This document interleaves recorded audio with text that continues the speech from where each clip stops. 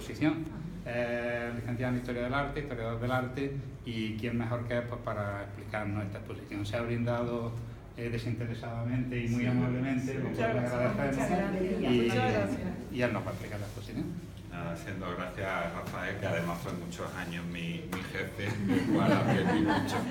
Gracias. Así que nada, que bueno, pues daros la bienvenida a la exposición de Gabriel Morcillo, que era una exposición bueno, bastante anhelada, porque hacía 30 años que no se le hacía una exposición a Morcillo en Granada.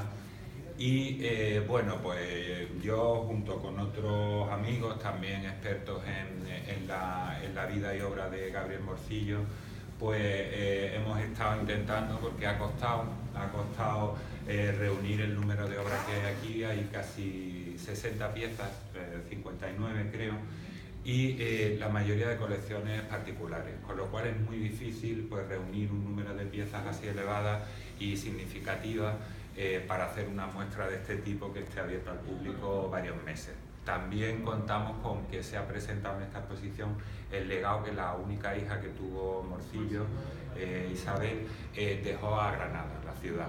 Este legado se hizo efectivo el año pasado al ayuntamiento, y el ayuntamiento todavía no había presentado las piezas, aunque muchas de ellas eran conocidas de exposiciones anteriores y demás, pero es verdad que ha sido ahora cuando se ha presentado pues la mayor parte de este legado que ahora veremos, que está abajo. Entre ellos pues esa pieza pequeñita, por ejemplo, es donación de Isabel.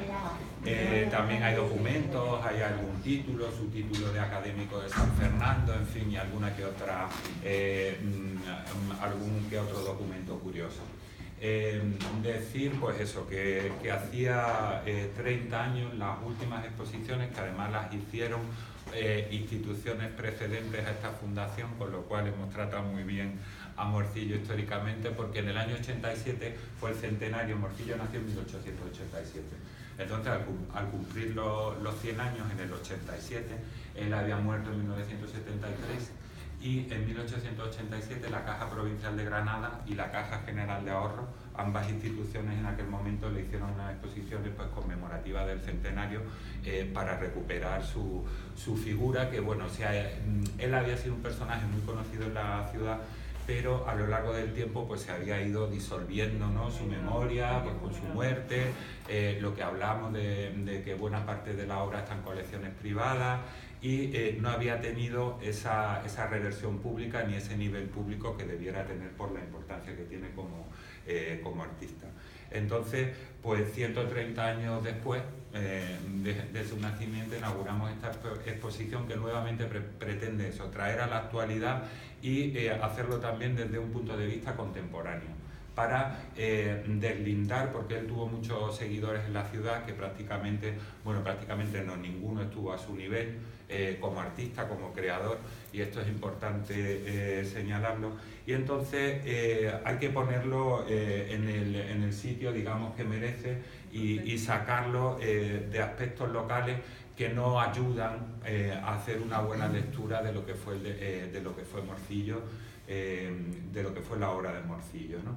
Entonces hemos hecho esta pequeña presentación, por esto he querido que nos paráramos aquí, porque están algunas de las piezas más antiguas con una de las piezas maestras de la exposición, que es aquel príncipe sentado, que es una pieza de 1929, pero he querido empezar por piezas anteriores, porque ahora hablamos un poquito abajo, que estaremos más amplios de la biografía de Morcillo, pero sí señalarles que él muy pronto, ayudado por Luis Eco de Lucena, que era el director del Defensor de Granada, que era el periódico más importante que había en la ciudad a comienzos del siglo XX, este hombre se da cuenta de la vocación y de la capacidad que tiene el niño pues, para pintar, para dibujar, el joven, y lo anima a matricularse en la escuela de arte. Él venía de una familia modesta, sin grandes recursos, con lo cual pues, también era una decisión complicada, y él lo anima mucho. Y a partir de ahí es cuando va a empezar la formación de Morcillo como artista, con formación en Madrid, como ahora veremos, y demás. Pero desde los primeros momentos tiene bastante aceptación y bastante éxito. Mención merece este cartel, ¿no? El Ayuntamiento conserva dos originales de carteles del Corpus, porque se presentó de 1914. El primer concurso lo gana en el 12, en el 13, en el 14, hay 3 o 4 años seguidos, que gana el cartel del concurso de las fiestas del Corpus. Como ven, es una figura muy clásica, todavía lejos de lo que será Morcillo. Está evocadora pues, de la pintura de finales del 19, de la pintura costumbrista, todavía sin un lenguaje propio y sin una técnica propia, como veremos más adelante. Pero sí es cierto que ya se ve su habilidad para el dibujo y para el color. Quizás lo más singular de esta pieza tan temprana sea esta parte de aquí, que esto luego va a ser muy característico de él a la hora de pintar, pintar con pinceladas largas, por las que ya veremos cómo compone flores, compone determinados elementos que hacen que sus piezas sean muy características. Aquí está lógicamente el hueco dejado para los textos, en fin, porque luego esto se litografiaba la pieza y demás. Entonces, esta es de las más antiguas, y este paisaje muy raro, que es el compás de Santa Isabel la Real, que es una pieza de 1911 que dedica a un amigo, y es el único paisaje que hay en la exposición. Y se conocen poquísimos paisajes de él. Ahora hablaremos también de los temas que él trata en su pintura, pero el paisaje es algo raro. Y luego también esta obra, que es muy de primera época y que nos evoca a otros pintores granadinos contemporáneos a él, que serán José María Rodríguez Acosta y José María López Mezquita, que digamos que son los tres grandes pintores que da Granada en el novecentismo, en las primeras décadas del siglo XX al arte español. Luego es verdad que vendrán Manuel Ángeles Ortiz, Ismael González de la Serna y otros grandes artistas, porque esta ciudad siempre ha sido cantera de grandes artistas, pero de este momento él, junto con López Mezquita y Rodríguez Acosta, son los tres más importantes. Aquí hay mucho recuerdo a la obra de López Mezquita, que era bastante mayor que él, y hay recuerdo de una pintura costumbrista, todavía con el tema popular de gitanillos, estos niños, pero ya vemos elementos que se van a repetir, como el incorporar bodegones con estos bazares, con cacharritos, con objetos cotidianos de la casa, el pobre, el uso del pobre, incluso a la hora del tratamiento de los vestidos y demás, va a ser algo muy característico en él. Y si se fijan, contrariamente a este, tenemos aquel, que ya no tiene nada que ver. Aquel es Morcillo.